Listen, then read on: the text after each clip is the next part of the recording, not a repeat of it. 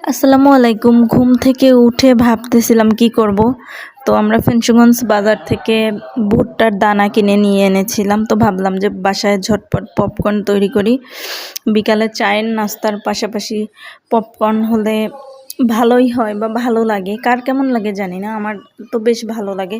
তো যে ভাবা সেই কাজ। রাফসানের মিমি পপকর্ন তৈরির জন্য ফ্রাই প্যানে আগে তেল গরম করেছিল। তেলটা একটু গরম করার পরে পপকর্নগুলো নাড়তেছিল। বেশ খানিকটা কিছুক্ষণ নাড়াচাড়া করার পরে এটা যখন গরম হয়ে গিয়েছিল তখন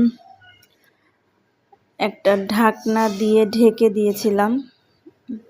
একটু পর ঢাকনাটা উঠিয়ে হালকা আর একটু নাড়াচাড়া করে ঢেকে দেওয়ার পর আস্তে আস্তে ফুটতে শুরু করলো।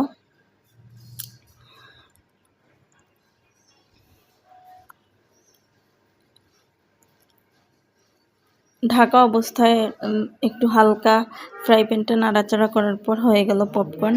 কার কার ভালো লাগে কমেন্ট বক্সে জানাবেন। লাইক কমেন্ট শেয়ার করে পাশে থাকবেন।